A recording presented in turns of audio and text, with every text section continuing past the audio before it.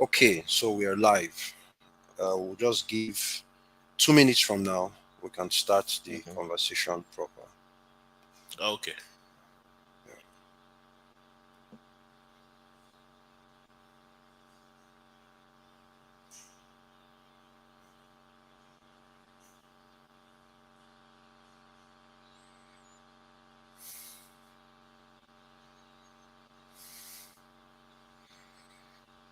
So a minute from now, we should be Okay, able that's fine. to start the conversation. That's very fine. All right.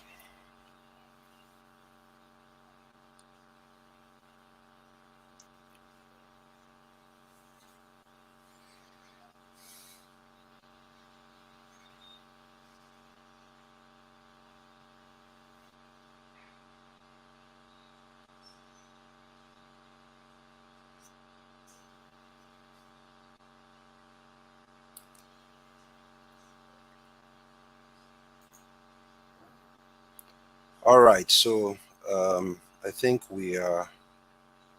This is 7 o'clock already. So we'll start, and then those who join us later can always, you know, catch up with the conversation or watch it again. So welcome to Okay.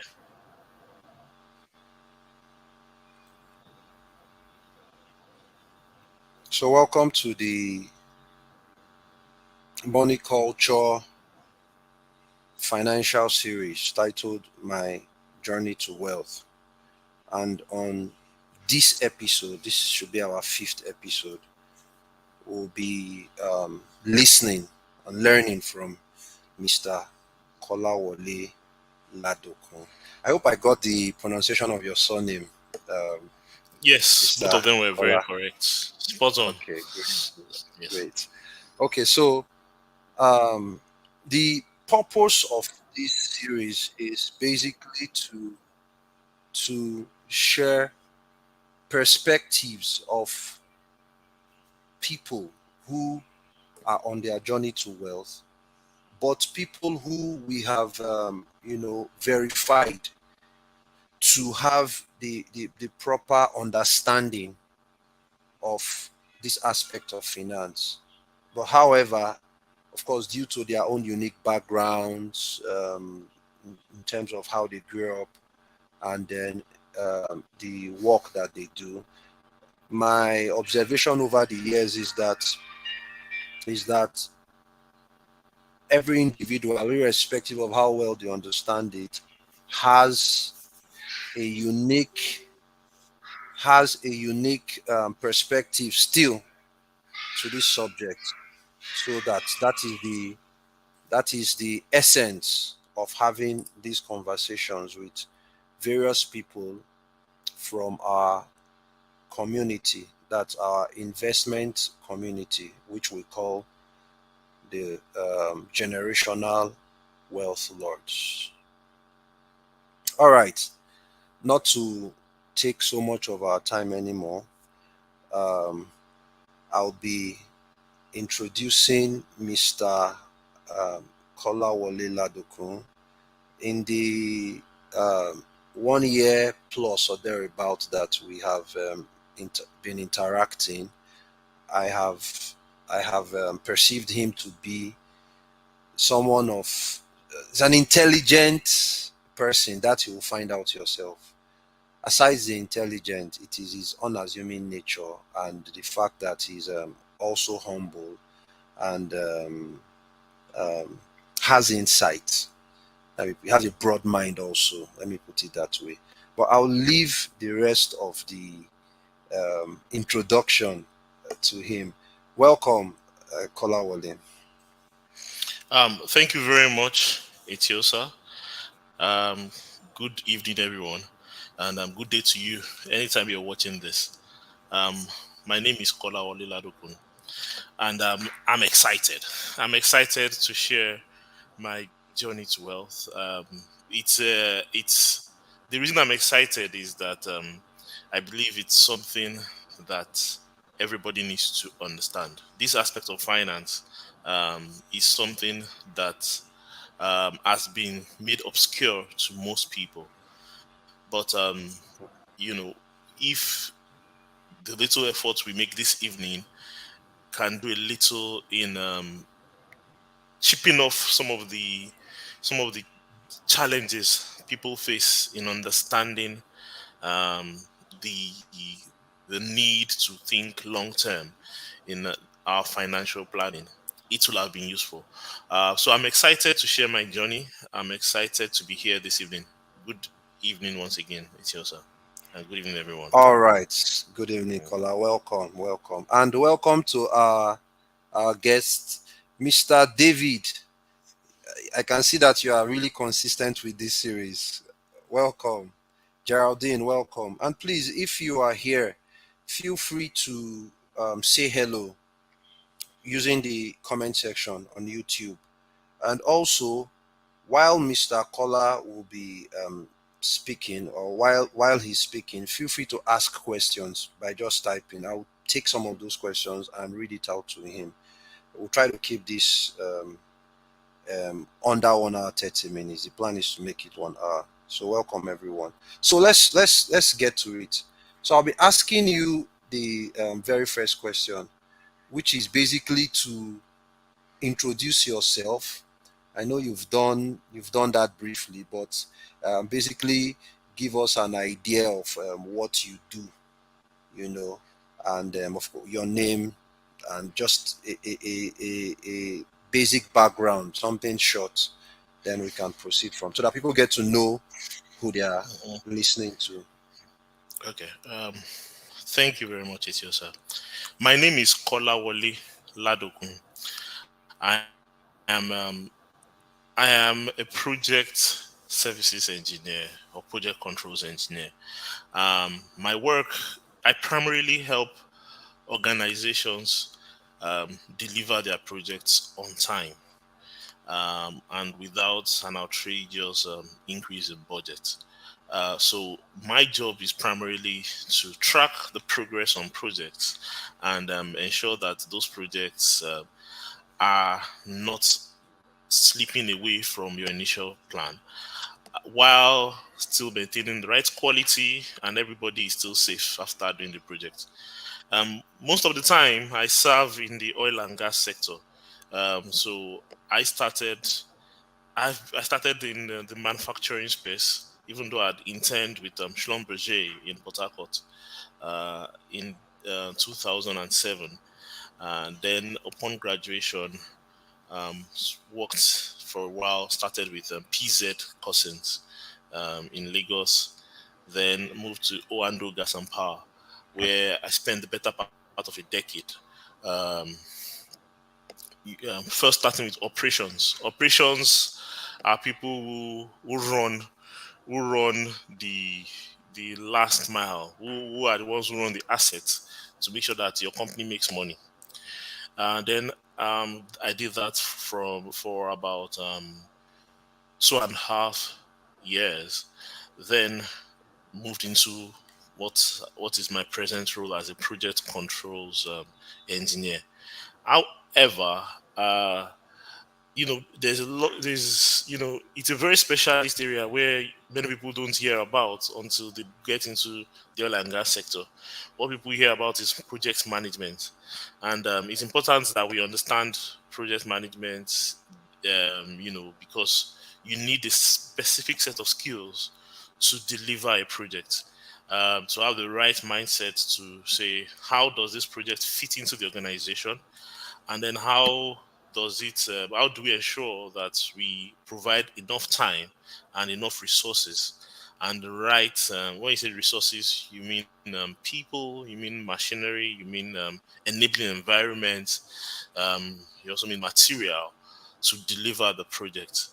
So, and then when you've understood how to run the project, there are now a few people who are said to monitor the progress on that project to ensure that you are not away from what the initial plan was.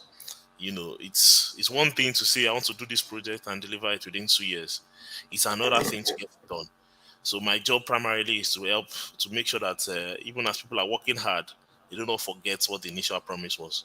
And if that promise is going to shift, we help them recalibrate and know why it's shifting. So that's what I've done for more than a decade now. Yeah, so about a decade, I would say, in the oil and gas space. Um, it's the truth is what got me here to be able to speak or to merit speaking with all of us this evening is that I have always had a different set of passion. So as a child, what I dreamt of and is different from what reality presents. And the question then to me is, why was that the case? And one of the reasons why you choose to do a particular career at times is the finance, because if you look for a sponsor to sponsor your dreams, um, and those sponsors are better, they are better imagined than real. Wisdom Mm-hmm. tells you to become the sponsor yourself. So basically, I've shared who I am. I am a project management professional, Okay. specializing in controlling the project to get it delivered within the Okay.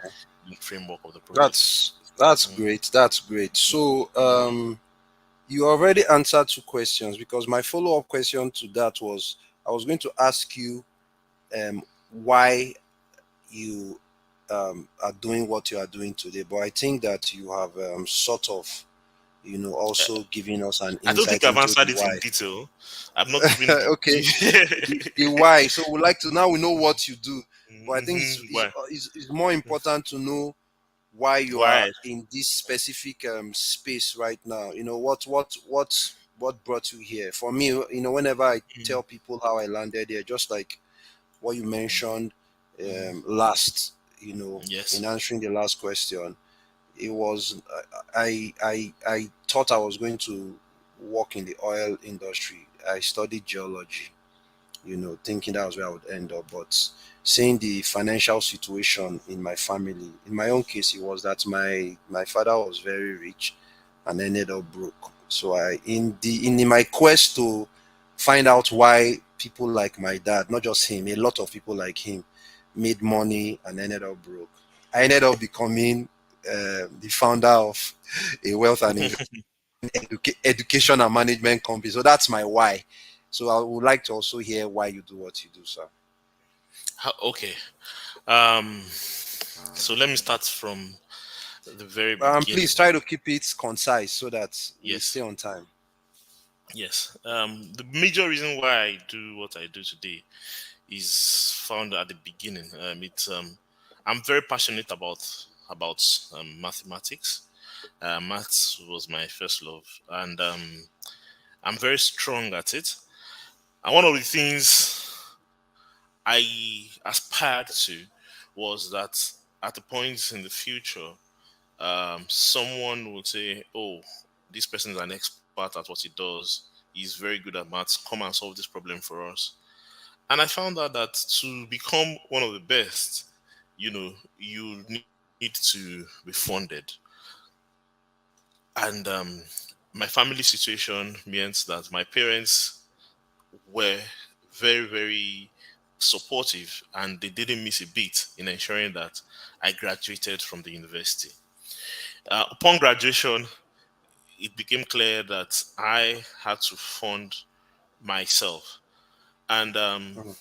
I began to work in the oil and gas industry, primarily by applying to every job that was available that required skill set of engineers. So I studied computer engineering in the University of Lagos, graduated, and I had opportunities to apply to several jobs, and I did. Okay. And one of the jobs was what got me to the oil and gas. One of the applications was what got me to the oil and gas sector.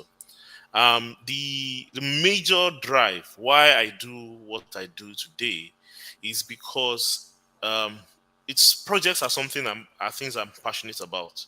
A project is something that even it has a clear end. You know, one of the things that wears me out at times is when you do something, you just do the same thing every day, and that's what can happen in operations. just send reports, you just say this. But the project has a clear start and a clear end and clear objectives. So that is what is intriguing about projects. All the things, you might find out that in executing a project, you don't have weekends, you don't have Christmas days, you don't have any holidays. But once you start and you end, the project has ended, and you can actually wear that as you can wear that as a stripe on your shoulder that you have delivered a project. It is there. I see. But to deliver that project, there's a lot of knowledge to be acquired. So the major why is that I am passionate about projects, and it also it is that even though there might be some things that one does not know, it forces certain skills, certain interpersonal relationship skills, where because you Interesting. want to deliver a project, you must interact with stakeholders. You want to. There's no project that you can do and just say, "Oh, me, myself, and I." Let's take a house for True. example. To build a house, you need several professionals. You need the somebody that knows about government regulations. You need Uh-huh. to know a geotechnical engineer who will check the soil. You need a civil engineer. You need all of these professionals, and then you need an architect. Then you need several artisans. And then even if you are going to just get somebody to do that for you, you would interact with several people in fulfilling that objective. So the True. skills that one needs to deliver a project are useful in business, they are useful in family, they are useful. So most days you when you're running a project, you have to even sell your position, explain why something should be done in a particular way. And the Okay. truth is, and another thing is that the pay also is not terrible, especially when you're in Oh, the I see. oil and gas sector. Exactly. Okay. So Okay, I great. enjoy doing projects, and I enjoy the fact that it can support the next few steps of my dreams. Yes. Oh, okay, great. So, that's interesting. And then that now brings me to my next question. So now we know what you do, we know why you do what you do. And in everything you have said so far, I notice that you have not yet mentioned anything regarding investment or wealth accumulation. So, because for me, it's usually interesting to know at what point an individual began thinking of Mm-hmm. accumulating wealth, as I like to describe it, accumulating wealth, seeing that most of us have, well, we come from very different backgrounds and we operate in different fields. So I'm usually fascinated by the point at which, like, how your thinking and your work got you there. At what point did Okay. you start thinking of wealth Okay. accumulation? Okay. So I would like to know that. Uh, the truth is, thank you very much. It's one of the key things about wealth is that you know wealth is measured in time much more than Mm-hmm. it is measured in money. And one of the reasons why I like to say that before I even got into the wealth journey, the truth is this: I started like everybody saying, most people, right, saying, when would I am a hammer? It was a question I Okay. asked myself, especially when you begin to earn some money. And then, like, way back before I was 30, uh, the salary was good. And within a few months, I could save up 1 million naira. And I was also lucky to go to Calabar, where, because my office was in Lagos, in Calabar, they gave us out of station allowance, which was good money. And Okay. I read a book, so I began to say, how does this money stay? How does this money, when you look at people who have houses, how do they have houses? Or people who have businesses, how do they have businesses? And one of the books I read was Richest Man in Babylon. After reading Oh, that, interesting. Yes, Richest Man in Babylon. I read it. I said, okay, 10% of all you have is yours to keep. Then don't put your money in anything that you do not understand. A few Hmm. principles, and then So you, I think that yes, principle is actually a very important principle. yes, Don't put your money in anything you do not understand. I think that yes, that's what reiterating. Okay, please go mhm, ahead, sir. yes. And then saw that something spectacular happened in that book, where the wealthiest man, the richest man in Babylon, he had several items that belonged to other people in his house. So you find Hmm, out that a lot of people from that book, I saw that a lot of people were quote and unquote fine boy, fine girl, looking rich and looking wealthy, but they were indebted to the richest man in Babylon. They were hmm, in massive debt. So what you see on the surface was not the reality, and that struck me in my hmm, heart. That it's not just what is happening on the outside, but what funds it. And for hmm. me, one of my because I'm also the eldest in my family. I'm the eldest child of my parents, and interestingly, I'm the eldest grandchild. So there's no uncle anywhere to say, "Come and sponsor me" or anything. And that meant that every money I had, I had to save it. And then another book I read was multiple sources of income, where I learned how to budget. Then everybody has heard about rich dad, poor dad. So there was a lot of confusion, several different principles, several different ideas. I even bought a book, the Intelligent Investor, but I couldn't go beyond the first chapter because that book is different. I won't lie, it is I different. understand. So I couldn't go beyond the first chapter. I couldn't. But so, but there was something. Even though my bosses and my peers in Calabar were, they were more outgoing, they were more, they were more boisterous. But I found out that they had weaknesses financially. You find out somebody earning twice what you earn is coming to borrow from you at the end of the month. That Hmm, was that wasn't shocking, but it was just reiterating some of the things I had observed in my parents' life.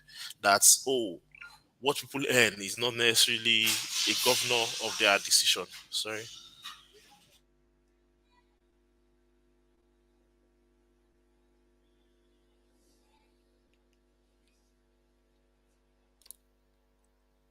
sorry, guys. Um, let's give Mr. Kola a few minutes to get back on the live. So I too have read The Richest Man in Babylon. I think it's anyone who has begun their journey in wealth accumulation. So some of you might wonder why I use the word accumulation and not creation, or like some people will say building wealth. That's because when you come to understand precisely what wealth is, not riches now, not money. The concept of riches and money is different from wealth when you dig deeper. And you also get to find out that the ultimate goal, what everyone ought to pursue, is wealth. That's, I'm speaking financially now, is wealth, not riches, right? And then when you get to understand what wealth is in terms of its very nature, you'd realize that it is not something that you create for yourself. Now, that statement is key. You cannot create wealth for yourself. You can only create wealth for other people. Likewise, if you must own wealth, it has to be from the effort of other people. Your wealth is what you own that exists outside of your effort.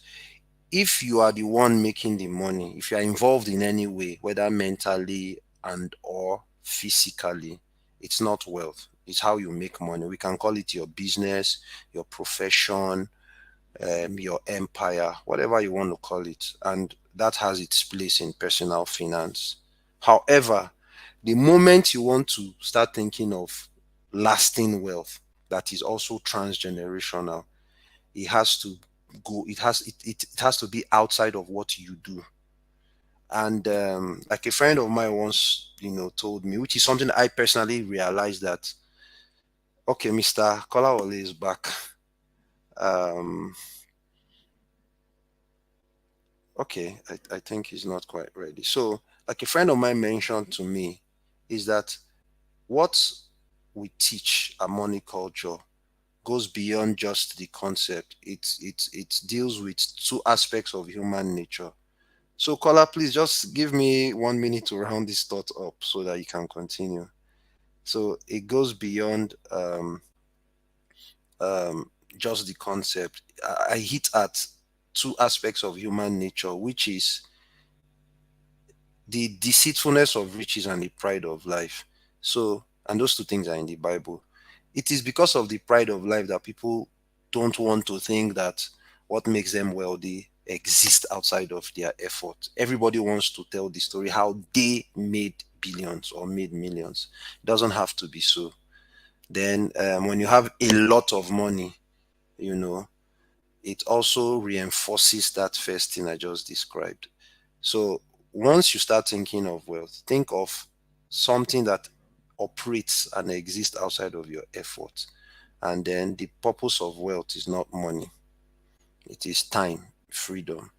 The idea is to, like I wrote on Facebook, I think that was yesterday or day before yesterday. We all start up by using our time and energy and effort and even choice, because for most of us we don't really have a choice at the beginning of our financial life. We have to work for money, so we exchange our time, our energy, our choice, freedom to choose. We exchange all of that for money at the beginning. However, the goal is that as time goes on, you are supposed to be using that money you are making, a good part of it, to buy freedom. So you then use money now to buy time and other people's efforts and that freedom to choose how you want to live. So financial freedom, as I like to say, financial freedom is not freedom from work. It is just freedom from the necessity of having to work for the money you need. So that's basically it. So let's allow Mr. Kola carry on. All right, sir. Okay. You can carry on. Apologies, yeah. I was interrupted. It's So fine. please, key point where I was observing other people who were working and were um earning a lot, but weren't comfortable enough to go a month without having to borrow money. And then Mm, when you pointed it out to them, what they said was, "Oh, why are you deliberating on my weakness?" But I then faced the challenge myself. The challenge I faced was that I was working hard and also saving, but I noticed that anything I decided to do, it was always entering voicemail. So, for example, you buy a plot of land, and then the person tells you, come back later, come back next week. Oh, well, you have to fence it. All of so I then discovered that the work of actually um, reserving money for the future was also going to be was going to have require a lot of hard work, meaning that hard work in terms of learning and understanding how finance works. So it wasn't just a case of, oh, you make money, you save, and then you give it to a financial advisor to to just put it somewhere. There was a need for me to even understand the vehicles of money. So in learning all of that, I did some network marketing. I found out that network marketing was going to be a second job. No matter how I sliced or diced it, it was going to be a second job. And even though these guys were persuasive and they were believing in what we were doing, there was always that element of work that was involved that would distract one from pushing one's own, the goose that lays the golden egg. I drove it for a while and I found out that the motivation and the capacity to do it was not there, unlike the previous years, where, unlike the first few months or first few weeks after a seminar, you find out that the motivation doesn't last longer than that. Not because the people that told you about those different vehicles were lying, but because you had your own work to do. There was a profession to build, there was a career to build. And so what that meant was I needed to also do things that would would that I had time for. So there were a few opportunities, like a friend saying that it was a distributor and he needed some LPO financing. I supported with that, and that was good until a new government came in 2015. And then the business that we're doing became too, it became too luxurious to be maintained. What we're doing was actually we're supplying packaged ofada rice to all the shoprites in Lagos, in Ogun State. So I knew all the shoprites. Then suddenly a new government comes in and the exchange rates became doubled, from 180 then to 360 per dollar. If at a point it went to 500. So my friend just persuaded me and said, sorry, it cannot continue. So the business was lucrative where, you were getting 10% in a month, and it was going to be paid immediately within 2 weeks or less, of delivering the goods. Shop price will pay you. That was the nature of the business. So it was worthwhile. All I was doing was just giving this guy money to get him, and it didn't affect my job. The only thing was that every weekend I would have to go around and supply, and then also network with the salespeople. So that was another vehicle that I saw that, the economy can just cancel a business that you think was working in a sweep. Hmm. So that's something. Then, then I began to look for several. After reading books, people will say if you read 1,000 books, you still need to bring it to the Nigerian context. I did not have Hmm. any Nigerian, because I had to be careful with family also. You don't go and seek an advice from somebody who hasn't really walked your path. So you go, because the truth Mm-hmm. is, if you go and seek the advice from that person, the person would only be looking at it from their perspective. That's one. And number two, some of them have not even figured it out.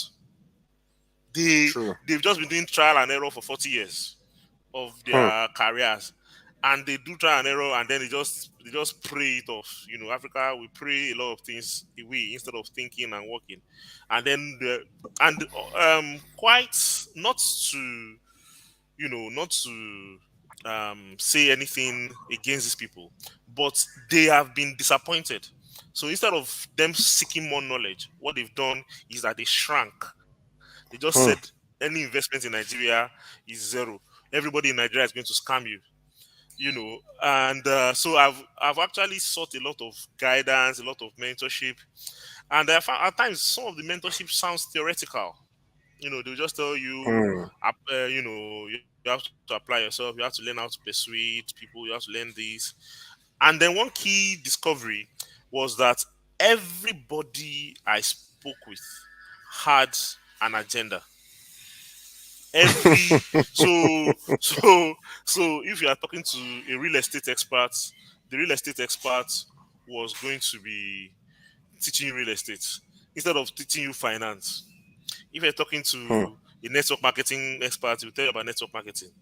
You were talking to somebody who was a forex trader, so I did forex, did crypto, all of that. At times, when you do forex, you can lose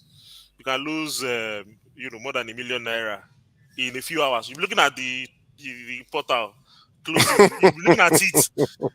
Some just you just wait, just wait, and then there will now be something called financial loss recovery syndrome, because you lost that much money, you want to recover everything, and it's Hmm. just an emotional roller coaster. And so there, almost every financial vehicle you can think of, even things that were clear. So one of the things, so I did all of that for more than a decade, Wow. because as it also described, I'm not really moved by appearances. If you come Hmm. to me and you start telling me stories of how you experienced in the UK, US, China, and Brazil, you went to watch World Cup, you have 20 cars, those are not the things that move me. What usually moves me is that you are able to do it with integrity and without manipulating people, and you are Mm. also able to do it sustainably. So those are the three factors for me. That what is funding that lifestyle, and is that based on pure value contributions, pure value that you've added to people. Mm. So wealth for me was something I was clear about a long time before meeting Etiosa. That wealth accumulation, yeah, wealth is a function of time, and the way we defined it is financial freedom. Financial Yeah. freedom is when you are able to when you are able to meet your needs without having to work. So it's not about you going to the True. office because you want to pay school fees, your house rent, or feed your children. It is because there is a business or effort of other people in the Mm. system that are funding that lifestyle. So it is not that I am waking up tomorrow and saying, if I don't go to work, my child's school fees will be affected, or the house rent, or that the lifestyle I have. So if my lifestyle is that I'm used to drinking bottled water, for example, if that lifestyle, if my work, if I have to work before I can buy that bottled water, I'm not financially free. If True. I have to, if I have to work before I change my wardrobe as frequently as I change it, if it is every year or every 2 years I change my wardrobe, and I have to work to be able to sustain that, then I'm not financially free. So True. one of the work I've done is to decide what is that financial freedom, what's the picture like, what is the ideal lifestyle, and for me, it has to be practically around what I was earning. And the Mm. truth is, everybody, I've gotten a financial coach. I got one in 2016.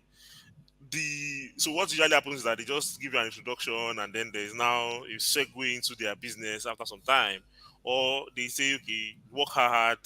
They give you a few tips, and then when you want to apply those tips at work, for example, one of the tips is that when you see somebody succeeding, you ask them how did they do it. And the truth Mm. is that some of the challenges is at work. People don't usually tell you how they do what they do. They just tell Mm. you they are working. They have their secrets, they have their trick. So that's another world entirely. True. But long story cut short is that there is some wisdom that comes with age and with time, and there's also some wisdom that comes with um, listening to people that have walked the path before you. They might be younger, but they've walked the path and they understand what they're doing. There's no wisdom in waiting till you are old before you gain the wisdom. If you can learn from other people, use it. So one other definition of wisdom, because I think wisdom is essential for wealth accumulation. One of that definition Yes, of it is wisdom, actually. yes, wisdom is a function of long-term thinking. The Mm. longer you perceive, the longer your time horizon in looking at something, the wiser you are likely to be about that thing. Meaning that, if somebody just looks at the fact that, oh, I am earning 1 million naira, I'm earning $10,000 a month today, and the person calms down and says he thinks he's going to be there all through his life. If he looks into history, you will find out that there are people like Mike Tyson that had to go back to work. There are lots of sports stars. There are lots of a lot of professionals that worked True. hard for several years, and they had to go back to their initial work life. They had to go back to the business that they had to go back to they had to go back to being coaches, not because they were passionate about the sport, but because they could not fund their retirement, even though they were True. earning millions of dollars every year. So if you look at such people, you realize that there is something missing. And it was on Facebook that I began to say, okay, let me even see what's happening. And I saw Etiosa and he made a lot of comments. I said, oh, this person's comments is deep, is impactful. And then one of the endorsements that Etiosa had was with Dr. Strive Musiyiwa from Zimbabwe. Strive Masiwa. Masiyiwa, yes, Yeah. Masiyiwa, yes, Yes. founder of one of the founders of Econet, and one of the ethical billionaires you have. His billions are from principles. I saw that his background was hard work. He understood electrical engineering, worked hard in the factory, then also understood business, and then from business he began to learn investing. When I say, if you notice my words, I said he began to learn investing, meaning that he did not, even till now, he hasn't fully mastered investing. That's what Masiwa says, that it takes a whole lifetime to understand it fully. Yeah. But one thing, I had a long conversation with Metionsa, and I said that, oh, I understand that there are some families where their generations have died a long time ago, but the children still continue to make money. Sorry, they continue to fund their lifestyle. So Yes. these generations have accumulated wealth. When you hear of the Rockefellers, the Carnegies, you find out that those families have been there and their names are there for life. And these people, they don't know, you don't longer see that their children have to work, but their names are still there for generations yet unborn.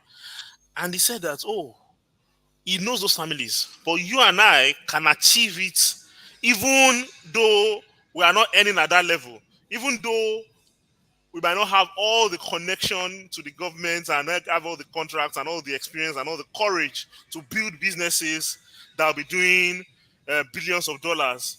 We can start from where we are and do it in a legitimate way that would accumulate wealth.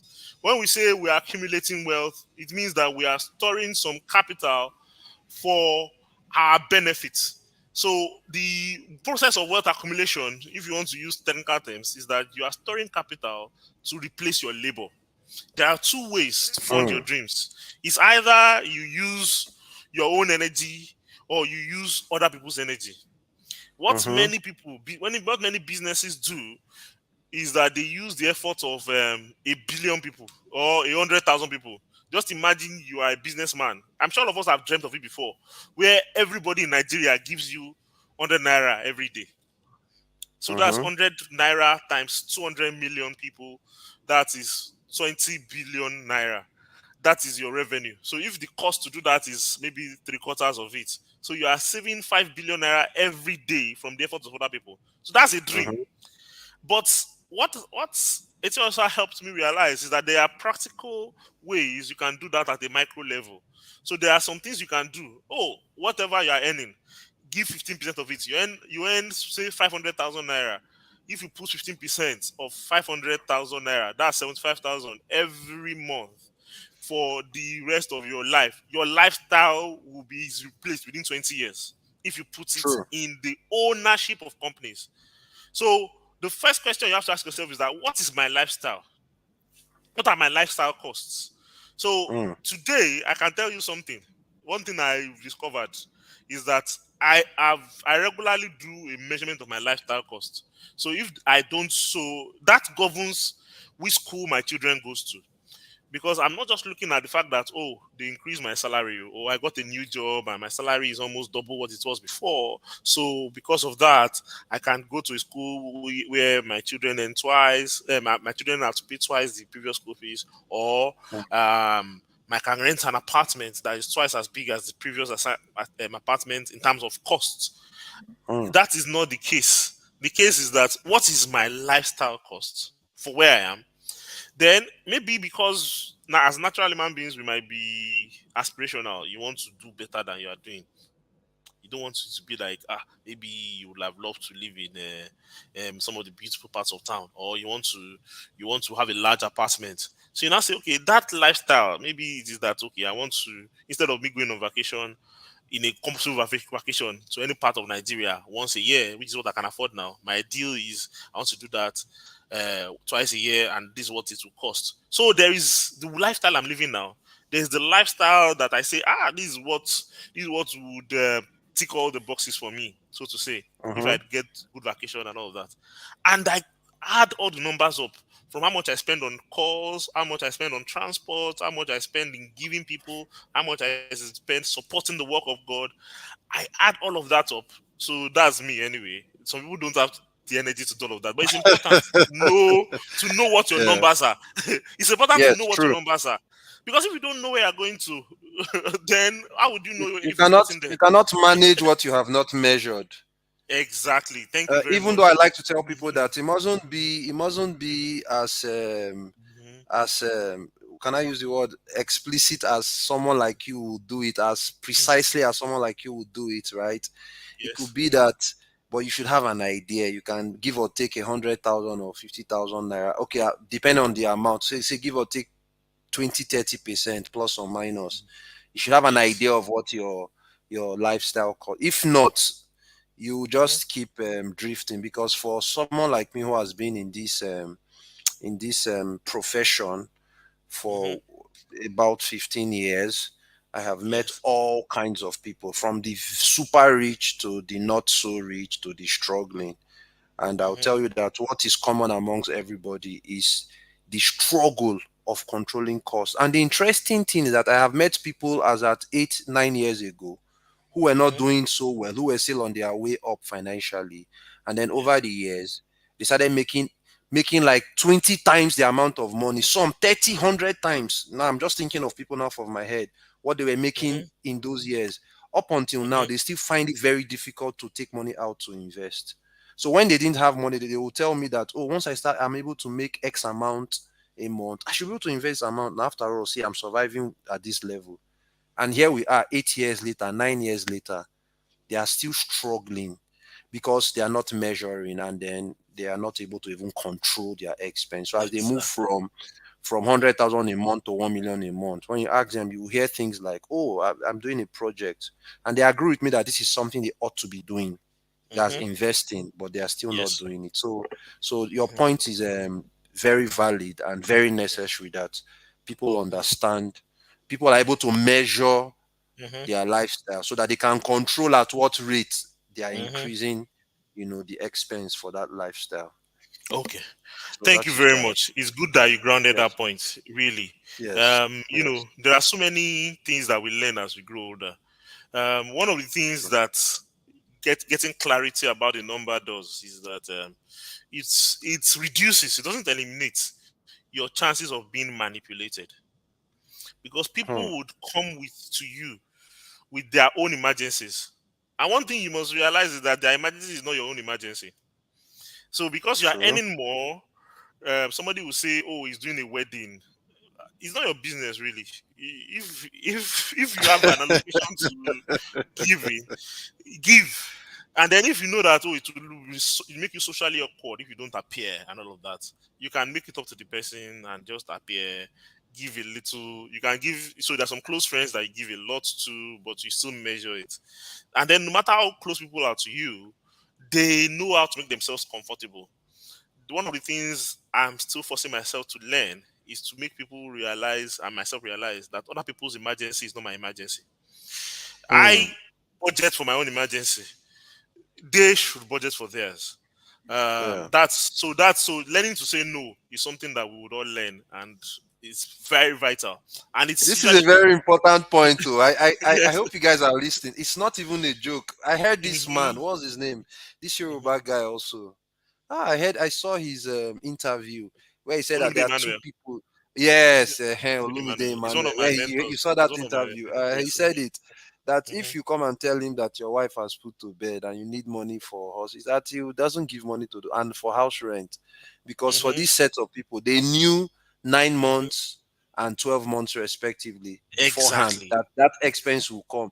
And no matter what you are saying, if they had saved, even if they don't Yes. have everything, it should be a fraction of the money that they'll be needing, which would then Exactly. mean that, I mean, if my rent is say 1 million naira and I have 800 to give to my landlord, I should be able to negotiate that with my landlord without going to borrow money from anybody or ask I anybody agree for that with you. money. I agree You with know, you. so a lot of people, again, it comes down to a lot of self-control as Yes. regarding money, and then being able to plan. So that point, I think this point is what reiterating, hammering. Yes. And so you don't let other people bring that same pressure, Hmm. that pressure to you. If not, you will not be financially successful. All of your money will go. I think I've heard Bishop Oyedepo also talk Sam about this Adeyemi, point. what about it? Sam Sam Adeyemi, Adeyemi has talked about it too. So you don't make legitimateness other of people. that is not your Yes. yes. And then Okay. one other thing that another lesson that I learned was that which requires a lot of reprogramming, is that you can be a honest person and make money legitimately from other people's efforts. So it's not True. only your own work, because there's a part of the culture that says that if you are not working, you should not eat. But there's a part of you that must realize that work is beneficial and it's a way of expressing your natural talents. Because if you do not work in an area that you are talented at, you'll be found out. The best you can be is a mediocre. But when you Hmm. work in an environment where your natural talent comes to play and you're also passionate about and it adds value to other people, you would you will not have to work anything in your life. The work will be natural to you, you know. True. So the challenge is that even though it's natural, your ability to do it better than other people will reduce over time because of Hmm. age, because the truth is that there are other things, other factors. For example, some of your peers are now, instead of them doing the operational works, they're now doing strategic things, and then you now also want to become a leader. So even though you can still do the operational things, you have to now acquire new knowledge. And what happens at times is that there is usually several factors that can act as a threat to one's earning ability. Age is a Hmm. natural one, but knowing how to accumulate wealth, accumulate capital, gather a lot of capital that would replace your labor is Hmm. something that we must realize is necessary. And it is the Hmm. repetition. That's one of the good things that Etiosa does. He repeats it. It is challenging. One of the things that some people have discovered is that some of the real estate that people say is a very good thing. All the cultural, things that you're hearing about real estate is good, but most of the things that you hear when you say you must own your own house and all of that, it is programming sponsored either by culture or by government.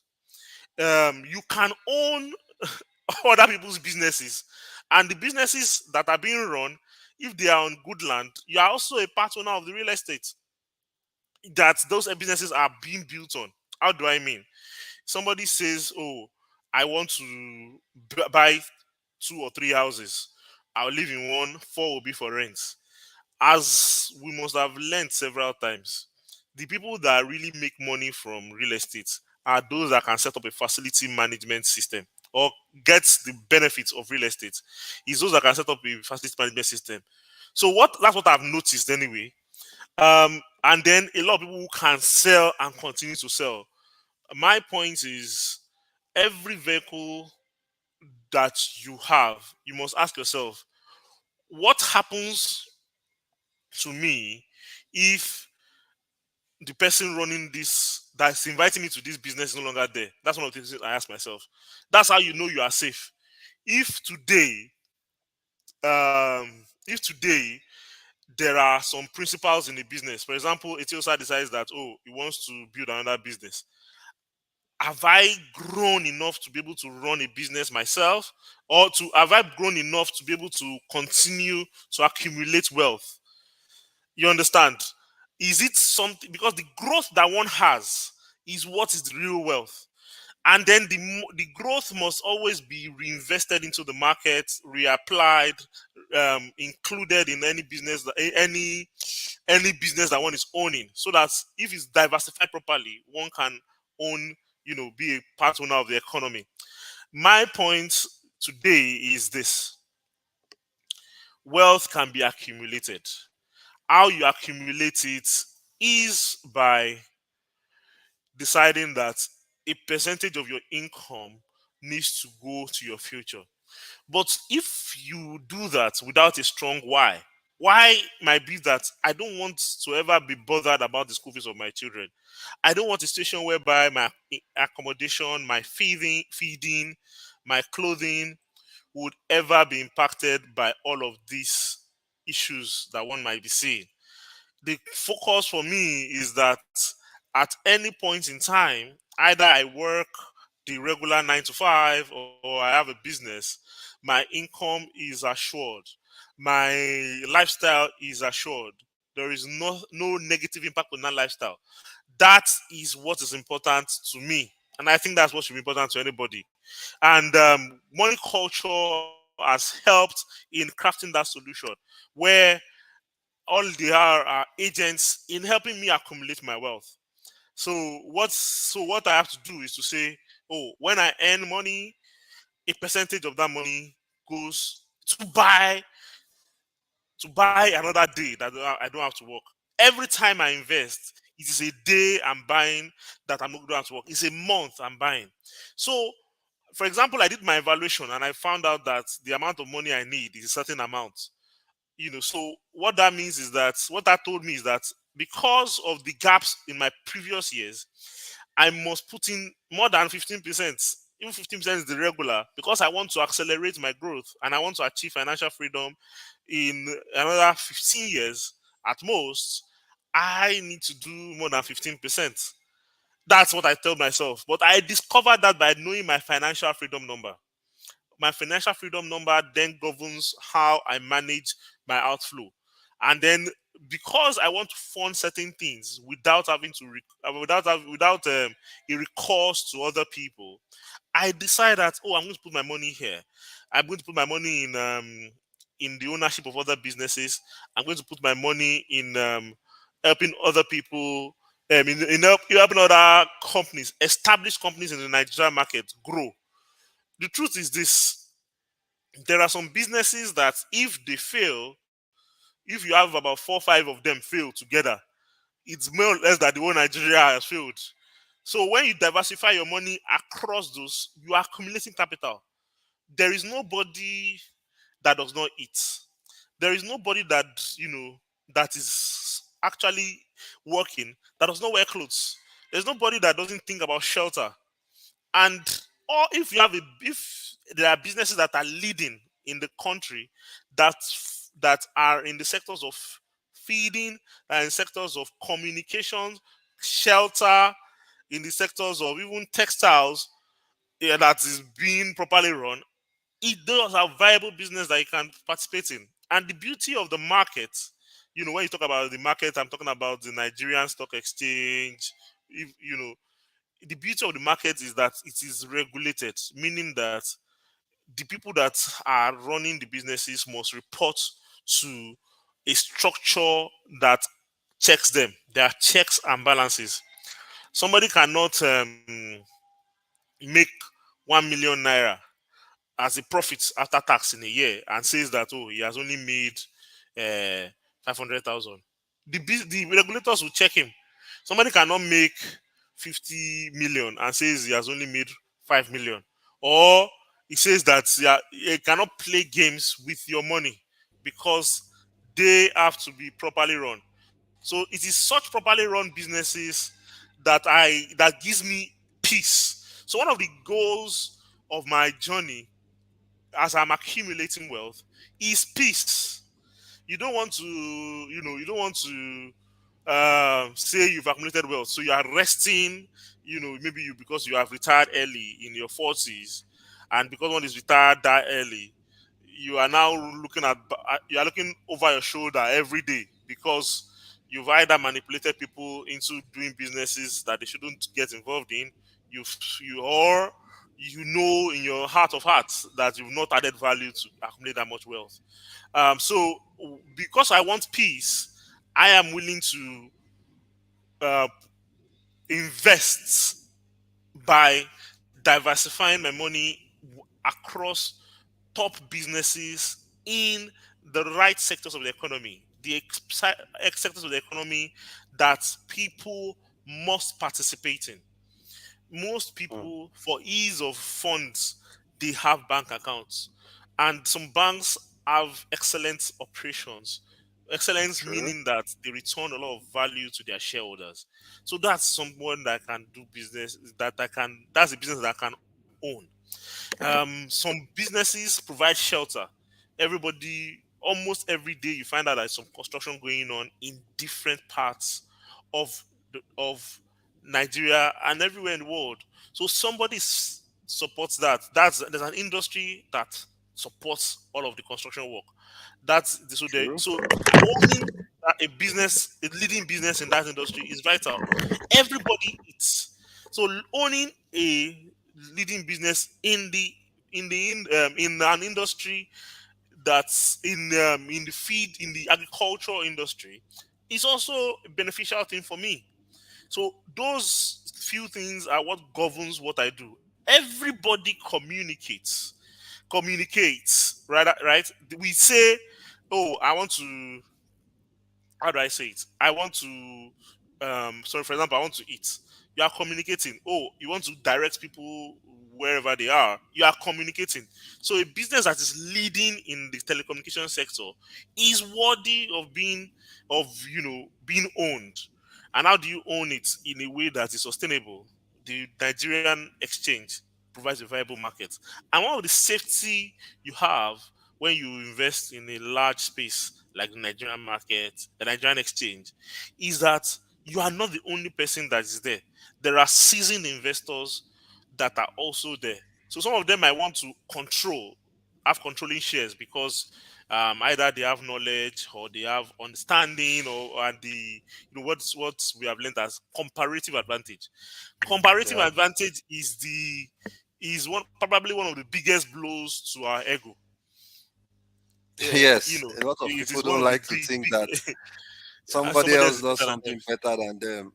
But I think Mhm, that that's why I always say mhm, that mhm, anyone who wants to be wealthy, who has made up their mind that they truly want to be, humility. You see that pride of mhm. life, it must go. If pride of Yes. life doesn't go, you cannot be wealthy. Wealth takes humility because this comparative advantage is a law in economics anyway, that Hmm. basically some countries and some companies and some individuals are naturally, or by not just naturally, by some advantage. It might be where they are physically, it might be where they are geographically. There are various things that confer such advantages on people. They will have an advantage in certain areas over their peers, whether individuals, companies, or even nations. It And is. It's anybody that is yes, it, observant would have observed it. you'd have You know. seen it, right? So when it comes to making money, even there's no way Mm-hmm. my dad would have actually made more money than someone like Dangote because of the advantages he had, who his own uncle was. My father's uncle did not have the kind of money Dangote's own uncle gave him to Exactly. do business. My father himself was not in an environment where doing business was the order of the day. It was going to school and getting a job. But if my father had only You taken know. portions of his salary and invested in any Dangote business over the last Hmm. 30 years, my father would have not have passed on at the point where he passed on financially. He would have been a billionaire, at least 2 to 3 billion, naira would have still been in his name even after he had died. So these are some of the things that we have to realize, because I see that you're actually hitting again very, very, very important points that people listening have to agree to first before they Yes, can make progress in this area. I agree with you. To buttress your point, probably one of the best things that any government has done or that governments do globally is the pension scheme. If Hmm, not for pension, even though it's little compared to what people's lifestyle might be, if not for pension, some people will not even have food to eat. that is true, sir. After retirement, they are 60 plus, and they are usually angry that why should the government keep. I have maybe they say they have 50 million or with the government, and the government is only giving them 12 million. Why can't the government give them their money? They worked for it. Yes, They yes. don't realize that that the government keeping That it is actually protecting them. exactly. It's actually protecting That's them. that's the that's the self control, that they lack, Hmm. that the government is trying to make up for by making sure that they do Exactly. that for them automatically. All right, sir. Mhm. So would be rounding up. One question I also would like to ask, please, guys, as you are listening, if you have, and from the things you have heard, Mr. Kolawole say, I would like you to do two things. The major points he has made that has stuck with you, please leave them as a comment. Also, if you have questions to ask, you can start typing your questions now so that we can round this up, say in the next 10 minutes, 20 minutes maximum. So I'll be looking out for that. So, sir, I would like to Yes, sir. ask what your I want to ask if you have made, some financial mistakes and what those mistakes are. I would like to also hear that a few of the mistakes you have made financially. Okay. Um, I've made a few. You know, any adult has made, but the one I've made, I mentioned, I alluded to one where Okay. a friend told me that there's a plot of land in Lagos, in Ogun Mm-hmm. State, for 150,000 naira, one plot.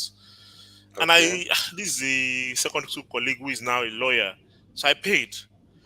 Then Okay. I went to the land. They actually did the four corner, stuff. And then I then began to follow up that, okay, when do I get documentation? When do I get all these things so that I can begin to build? And the person Mm-hmm. that sold to me said that there is need for more money to put before I can have more. Because before I can finally possess the land, I need to pay for survey, pay for documentation, pay for this and that, which is not wrong. It is only that I took the decision to buy only hearing that the land was 150,000 naira. Oh. So Oh, I the see. mistake was not that the what I was sold was wrong. It was that I did not seek enough knowledge You did about not do what I your was going due to buy. diligence. Also. Exactly. Somebody will tell you Okay. that a land is 1 million naira, 500,000. But before you can take possession, one, you to take time, maybe another 2, 3, 4, 5 years. Number two, Mm. you might take possession, oh, but you'll not be able to do anything because everywhere around you is bush. Number two Mm-hmm. is that there is another at least 1 million naira today or 1.5 million naira before you can now say this is my own allocation, and then you now spend another 500,000 naira to fence round just one plot. So hearing the fact that Mm. it's 500,000 naira is not enough. That's one mistake I made, and that's the sweet story. There is even the bad story Okay. where I have done forex trading, and when I Mm. was doing it, to say it's a risky thing. I learned hard. Then you start with demo. They will tell you different things.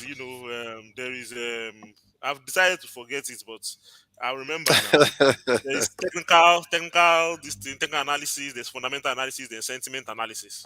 Fundamental is Mm. that you look at macroeconomics. Then you now look technical. Look at the right point of entry. Mm-hmm. You look at the 1 day window, 4 hour window. You look at different statistical tools, MACD, moving average, convergence, divergence, RSI, relative strength index. Several things were used, and then but the truth is that, and then you now have a checklist before you do any trade because you want to limit Mm-hmm. the chances of failing. However, emotions are another thing entirely. The amount of Mm. emotions involved, because there is this thing that makes you feel that you can make a lot of money in the next minute by trading, Mm. but the amount, and the truth is this: a loss in trading usually feels 3 times as heavy as a win. So Mm. if one is seeing that there's a loss of $100, for example, in a trade, instead of just leaving it, you say, this thing will still turn now, this thing will still turn. 100 turns to 150, 150 turns to 200, and that's how some accounts are burnt. So Wow. forex was something that I lost money in. Another thing I lost money in is partnering with businesses that I have no control in. Control Mm. meaning that the owner of the business is just one man that owns it, but Mm-hmm. he can take a decision and I don't have any say in it. You Mm. understand? Mm. So Mm. this is one of the biggest stories, right? Somebody says, "Oh, there are very genuine opportunity." There is a rule called what's it called? It's a specific example. It is for money handling. Cashless policy for any Mm-hmm. cash that is held beyond maybe 450,000 or 500,000 or 1.5 million, there is a Mm-hmm. 0.5% charge on that cash. That's cashless policy. So the government doesn't Yes. enjoy people carrying cash up and down. So for big traders, like you have Nestle, you have MTN that do recharge cards. You have AB InBev, the people that sell SARS and Brow in Nigeria. These guys have depots, right? And they deal in millions every day. Each depot deals in mm, tens of millions every day. So because they are handling a lot of cash, a few businesses like eTransact, InterSwitch, a few businesses, fintech firms have the right to handle the cash on their behalf. So these people go to okay. meet the depots and say, "I'll handle the cash for you at a particular percentage." Long story cut short, they now require my own fund to float such opportunities, and then we Mm, share the percentage. Me and eTransact share the percentage. Instead of them paying federal government 0.5%, they pay Transact 0.2, and I get a percentage of it. And that results in 0.2 times 20 days is 4% every month. So if I get mm, 80% of that, that's 3% every month. That was a mm, good business, and somebody was managing it for me, a manager in one of the firms. Suddenly, the guy starts his own business, and the business that he starts, instead of him providing funds to to the big firms, MTN, and all of that, he decides to lend money to mom and pop shops, Kola and Etiosa Electronics Workshop.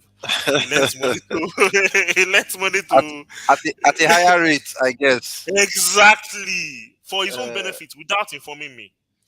oh wow. You understand? So when those people defaulted, and apparently those people had actually defaulted before he be diverted my own money for that use.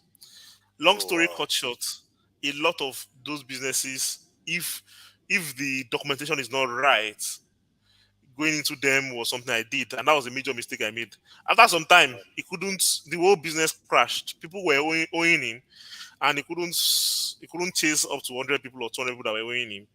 And then Oh, they were owing me, and not just me, but a few people that had enjoyed the service. So that was a mistake. The bigger mistake was not even that he's owing me. The bigger mm, mistake is that a few friends that I introduced that had mm, deeper pockets than me mm. put in more money, and is Oh now wow. owing those people more money than I even put in the first place. So Oh, I see.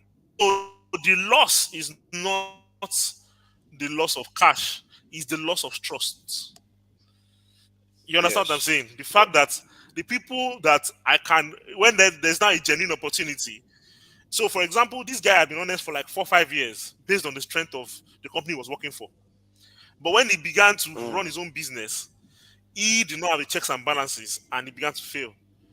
So, my friends that I could Okay. gather, True. there was a time when I could raise, 50 million more in less than a week because, there was a time Mm, when Jam started issuing these cards. It was the same guy that helped me with it. I could raise money from those people. But because of what this guy has done, I had lost that integrity. My own cash was lost too. mm, It's not necessarily it's lost mm, because he has to repay me and he's not able to repay. Maybe mm. he pays 200,000 naira every year, once a year, after several phone Wow. calls and several follow-ups from millions. So Mm, that's another mistake. There are mistakes of mm, things that looked very rosy that were now Ponzi. For example, somebody tells you that he's doing what's it called? He's doing delivery bike business, and he wants you to buy a bike mm, for him, but he will run the bike mhm, so without showing you his books. And then what he's mm. promising you is that he will return your money every 2 months. So you give him money and he will return 100% within 2 months, and your money is still intact. So I found out Mm, that after some time, I saw that it was just robbing Peter to pay Paul. You understand? mhm, That was mhm. one major thing, that happened. Another one, which will make you laugh, is that there was forex trading. Some people were doing forex trading. I don't want to mention their names. And the numbers they were promising were 15%, 20%. So I put my money Wow. with them. And I saw that if I put my money with these people, all my money or the money I wanted to provide to these people, they can fold up. So I now said, let me diversify in quotes. Let me put my money with somebody else who is also doing it. Mm, This person might be better. mm, So before putting my money with this other person, I called him on the phone. We spoke, And he said, no, this is solid. This is, in fact, people don't understand these things. He was speaking that you have to learn how to trade, you have to understand this thing. Long story cut short, the first company that I put my money with began to face challenges, and they could not pay Wow. people. It was even when I Wow. put my money that they could not pay anymore. Then it was now I now said, okay, no, this other person will pay. When it was not that Mm-hmm. guy's turn, he couldn't pay again. I now Oh, see, discovered interesting. that the guy that was promising less money was actually putting our money in the bigger business. He was just project managing our money. He was just project managing our money. So when I told him, he said that look, that he actually doesn't trade, that he's actually a project manager, that right now it's a lot of loss. He held several seminars and meetings. He became very emotional. I said, guy, what are you going to do about it? You know, saying you have to Hmm. understand this is challenging. There's risk in these things. So Interesting. that was a big mistake. That the fact that you diversify does not mean that you are saving yourself the effort of due diligence.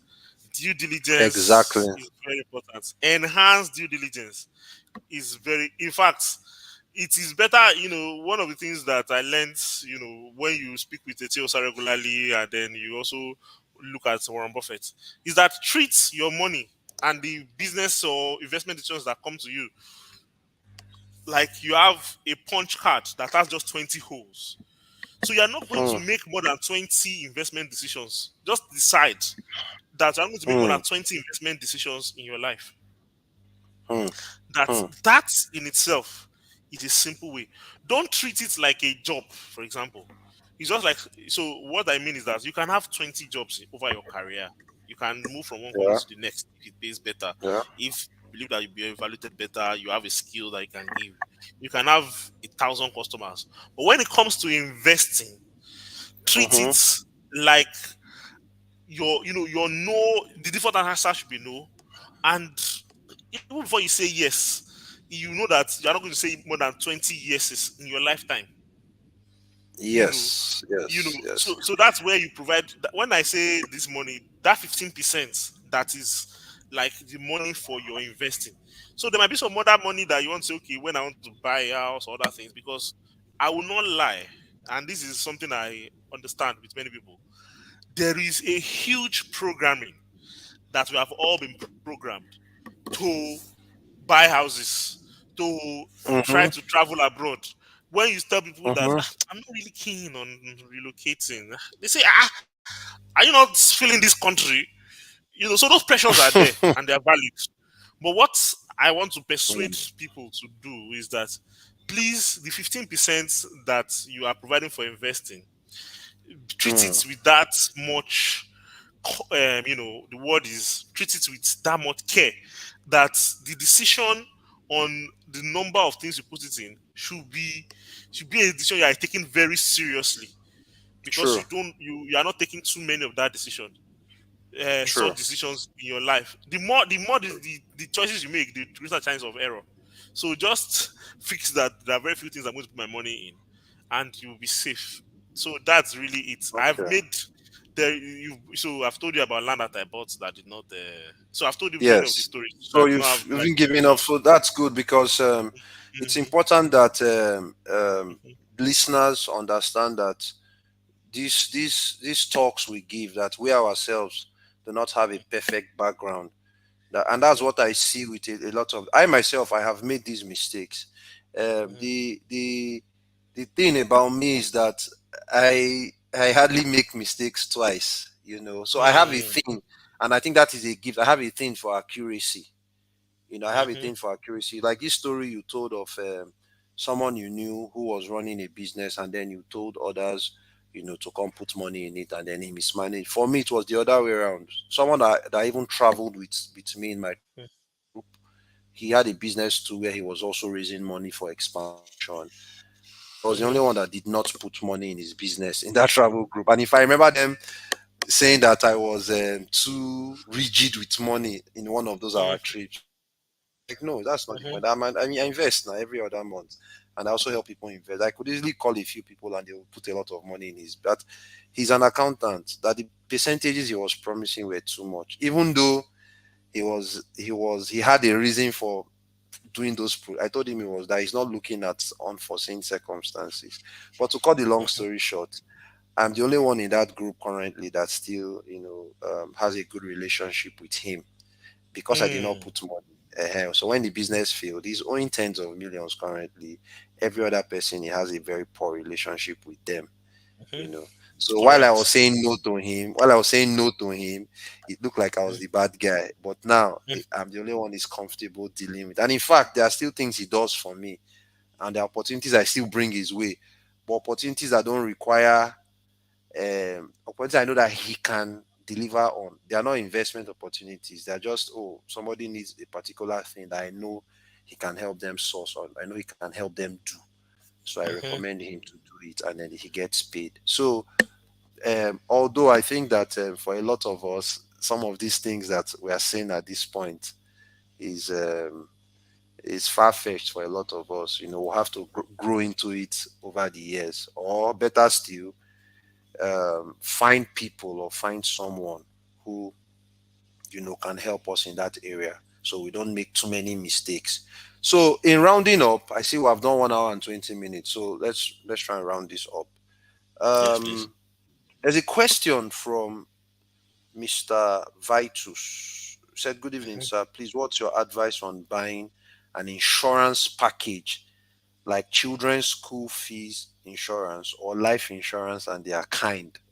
Would you like to answer that, or should I answer that? Because Please I answer think I it get what because I think I get where the person is coming from. So, Mr. Mm, Vitus, the mhm, truth is this: when you give insurance your money, I know the question most of you don't ask is what makes them, why are they able to insure you? What is the thing they are so sure about that they're able to promise you that if you give us 10,000 naira per month in such and so time, this is the exact amount we will give you?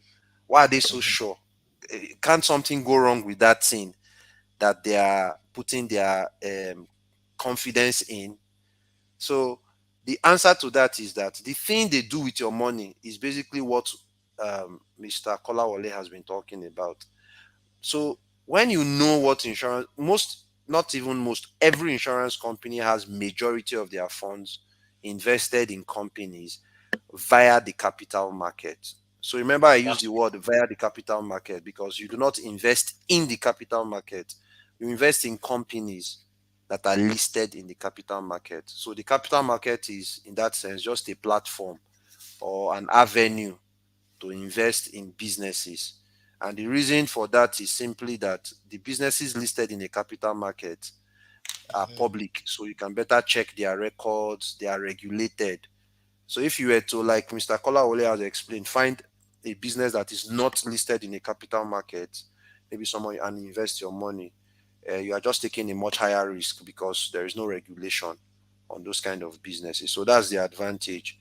So that if you were to take that same amount you were giving to these insurance companies, and of course with the proper education, understanding, and invest it directly yourself, you will receive way more than they are promised you in that time frame. However, when it comes to um, things like this, I usually would advise that at the beginning, go ahead with the insurance package, and at the same time, you have to, of course, free up fund, because insurance is not the most important aspect of your finance. It is actually investing wealth. So if your finance is able to carry the investing and then some insurance, you can do both for about 5 to 7 years. Compare the results. This is what I think is another gift God gave me. I mean, there are people I used to talk to 10 years ago. I'll tell them, okay, they don't want to go all in with the invest, and I say, okay, let's do it for 5 years. 5 years for me is a short time, so let's do it for 5 to 7 years and see what the results are. If it's good, then you can double down, even though I correct. advise them that the the best way to make a decision is via wisdom, is not experience. If you have wisdom and you know what to look out for, you can tell when you hear the truth. You can do all your checks and then you go all in. It's not There's it's something not to profound in what you've just said. You please said something. expound. You said that 5 years for you is very short time. For Yes, many it's a people, short time. 5 years looks very long. But Yes, because they're not that's used to thinking in long time frames. exactly. But 5 years Yes. being short is a need that everybody must have. If people don't Yes, have that people need perspective, to it will be difficult. perspective. You can't If do much. Yes. I know people And who and take their financial decisions every week. and They say, what and happens that this week is that they and decide? you see and Mhm, this is part of mhm, what we need to normalize in our society, especially. We need to yes. normalize people seeing the truth about this time, because people don't think in these time frames. When you put up Mhm, anything and tell people, oh, this is a 20-year plan, they look at you funny, like, who has time for 20 years? I'm like, no, mhm, that your short-term plan, you keep it and do it. But you have to mhm, have another aspect of your finance, that is, and that's where wealth accumulation, actually comes in. So yes. I hope I've answered your question, Mr. Vitus. And then to round this all up, I'm going to just reiterate on certain things that Mr. Kola said. He talked about controlling costs. I think we already sort of looked at that a bit. He talked about majority. Okay, he didn't talk about this part, but while he was talking about the capital market and the need to buy ownership in major businesses, across the Nigerian economy in this case. It can happen in other economies too, but we understand the Nigerian economy very well, so we are doing it well here. And the Nigerian economy, in spite of the really poor management, we still have businesses that are doing phenomenally well, right? Exactly. But here's what Yes. I want you guys to think about. You see, these major companies, the majority shareholders, in other words, the people that buy ownership in these businesses and retain that ownership for decades, major shareholders, they are not Nigerians.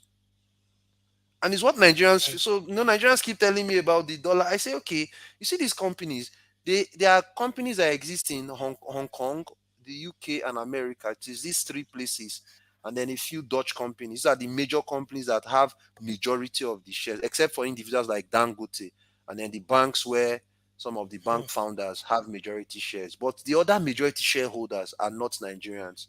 Some South wow. Africans, Dutch, but there are companies in the US, UK, So and what Hong you are Kong. looking for abroad is actually here in Nigeria. It So is you can here. actually So I tell invest them that, in Nigerian companies. yes, these Yes. companies actually bring their dollar, convert to naira, and buy ownership in the business. But again, I Yes. would understand that it's because people are not educated. Because once you are properly educated, you will begin to see that there's an aspect of finance that is actually very deceitful. That is the aspect that measures everything in finance using one metric, that is currency. Here's what I Mm, mean. If I talk about weight, weight is measured in kg, kilograms. yes. Distance is measured in kilometers, right? Oh, yes. Fine. Yes. Or meters, grams and Mhm, meters, fine. But mhm, in finance, you use currency. In this case, the currency in Nigeria is naira. So you're using naira to measure money. mhm. No, money is just the thing we need to exchange value. So you're using Yes. naira to measure. So when you say 1,000 naira, you mean 1,000 naira worth of money. You use the Yes. same metric to measure liability. You say, oh, my Mhm, car is worth 5 million naira. Your car is not 5 million naira. It is what we are just, your car is your car. Your car is a car. But we can exactly. measure its economic, value or Mhm, valuation in mhm. terms of the naira, right? So that Mhm. if I say I am worth 6 million naira, you don't know whether is 5.5 million is my car and 500,000 is the cash I have. Then there Okay. is also the third part, which is we measure assets too with that Mhm. same currency. Mhm. So the reason why this is important is when people don't know these things, they just continue to pursue only the money aspect, or they think only in terms of that. So when somebody converts their dollars to naira to buy a business in Nigeria, to buy into a business, what they own there is not the naira. A lot of the CBN policies does not have direct effects on them, so long as the companies they own are performing well. So I Exactly. can say, oh, I can say my net worth is 100 million naira, and you are thinking that I have 100 million naira in the bank, so that when the dollar dances again, you're like, you see your money. No, 100 million naira, 95 million naira or more is just what I own in Mhm. businesses. So those So businesses, let's say like Okomu Oil, I used to buy Okomu Oil 4 liters for less than 2,000 naira 5 years ago, 4 years ago. Today is almost 6,000 naira. That's one of the businesses I own a stake in. That's simply because Okomu will continue to increase the price to make profit. So I remain profitable, irrespective of how the naira dollar thing is dancing. so okay, what In I've such heard. Let me say it in in in another way. mathematics way, in your Yes, that please if go ahead, I sir. if I have a choice between keeping my money as dollars Mm, or putting that money in the Nigerian in the buying companies in the Nigerian capital markets in Nigeria, or yes, keeping it in naira. Probably the yes, best choice is choosing the best companies in Nigeria to put that money, especially when it is money I'm not going to use for the next 2 to 3 years. That money is exactly. better in the Nigerian, in the capital market. It will, in the next 5 years rather. After Hmm. 5 years, the actual value that I will get will be more from the Nigerian market, from the capital market, than if I just left it as dollars and As dollars, stayed there yes. and just That's keep. that's this is That's what assuming I said. you, Assuming yes, that's what I have said. This is assuming you buy into specific companies at a fair exactly. price. And there is that part to look at, because if Yeah, you buy into a exactly. mediocre company, it would have been better to hold your Oh, money in dollars. And to also make the point that this mhm, doesn't also mean that you don't, there's need to have savings, right? mhm. So there's need to have savings. So we're not saying don't save your money, whether in naira or in dollar. This is just, Thank you. It's trying one to hour 30 minutes. buttress the point. Thank you. Yes. I like to So respect your commitments. um, Yes, thank you. the we are out of time, and that's that. Then one other thing I said I was going to also sort of just buttress is that from Mr. Collar's story, we also get to see that people tend to lose they don't really calculate. If you sit down and calculate how much money you have lost in the last, say, 10 to 15 years from attempting different things, from trying to set up a business you shouldn't have been setting up in the first place, just because maybe you retired and then they gave you payoff. Then you, because you had 100 million or 100 and some million, you felt you could just remove 20 or 30 m and start a business. Remind me of a story of someone who left Shell. He was paid 30 million back then. This was in 2008, no, 2009, 2010, because Wow. he spoke with me about that. And he did pure water business, this sachet water, with 11 million naira back then. Bought Mm-hmm, clean delivery vehicles. He mm-hmm, got the machines from abroad, rented a one. So he just threw money at the business, but it didn't mm-hmm, work. So when we got talking years after, I told him that it's not money that makes a business work. It's learning the business. So you should have gone to sit down somewhere and learn. So whether it is those kind of mistakes or putting money in various things that people call investing, when you look at the amount of money we lose as is a lot, is a whole lot of money. So, which is why it is no wonder you hear Warren Buffett say rule number one is that you shouldn't lose money. Rule number yes. two is to remember rule number one. So, if there's one thing I always say about what we do at money culture, in the 15 years we've been in here, there is nobody who have made a promise that has not. I mean, not a single person. So people ask, is that really? I said, yes, it's possible that when you understand what we are doing, you will see why that is possible. Because we do not promise what is not true. That is one. I think that's the most important thing. Then number two, we stick with the principles and allow time do the rest. There's no shortcuts to this thing. So in 15 years, we've not lost anybody's money. And then there is not a single year that people have not, everybody in the community, that is, have not received income. And as the years are going by, that income has continued to grow.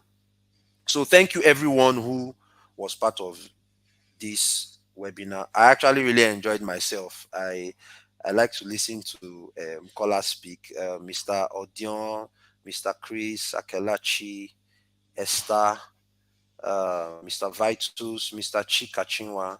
I greet you, sir. Mr. David, and every other person who might be here but who did not leave a comment. I thank you all for being a part of this webinar. So, any last words, Mr. Kola? Anything you'd like to advise, say to? Thank you very much, Etiosa. So my advice for people, please, if you are still trying to decide, um, and I'm not being salesy here, I think it's it is cheaper to advise to actually um, begin your investment journey than to wait till later. One of the things we've learned this evening is you can, if you don't trust fully because of previous experiences, you can run, you can test your hypothesis. Say, okay, forget if you do what, let me put some money in this investment thing. Let me do what I want to do. Give yourself 5 years and compare. I've observed that even my pension doesn't grow as well as the investment with in the capital market via investment in these companies via the capital market has grown, and that is a testament to the quality of work being done by money culture. And the beauty I want to tell people is that it's not as if your money leaves your own hand. It is actually Control. still yours. It's still within Mm. your control. It's just that you have an agent who is helping you to execute and strategize on how you can accumulate a lot of wealth. So accumulate wealth. So I am really glad to be here. I now see why at times when we speak for almost 2 hours, almost every time we. it is. I think we are going to probably have to have an offshoot where we just talk and keep it live, and those who want to participate can. Okay. Myself, you, and a couple of other persons who are like Mhm. us. I think we can just make this. I would plan that and let you know, because I myself too have Okay. enjoyed the And I hope conversation. other people have. Yes. I hope other Yes, people I've have seen enjoyed it comments too, of people. because the truth is Yes, that they have learned. I am I've also seen that. growing. Yeah. Okay. Yeah, I've seen Mhm. comments that With you. people have left. Mhm. Yes, so I think that people have Mm. also, the Okay. people who are alive have enjoyed, you know, everything that you have said, and learned something too.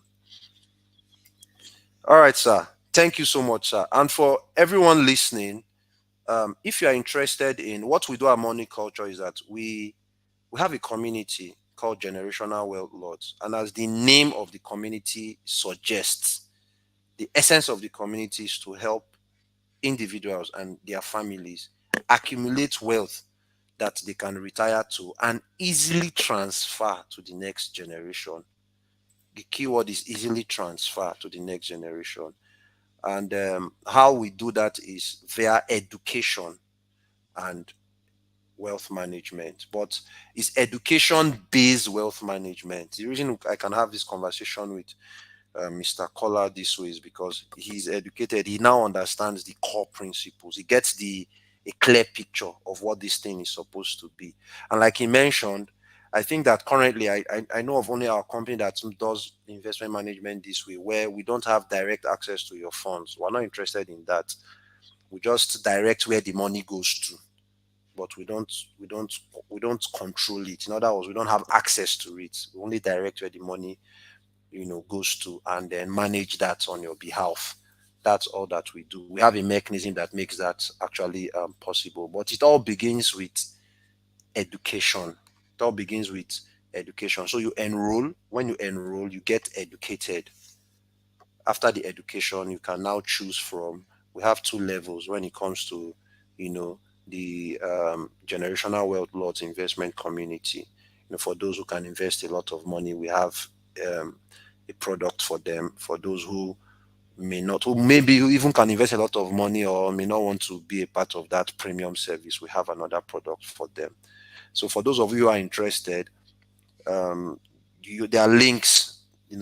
Read the comment on the YouTube video itself. There are links there, WhatsApp link. You can ask questions, and we can actually take it up from there. Thank you very much for your time.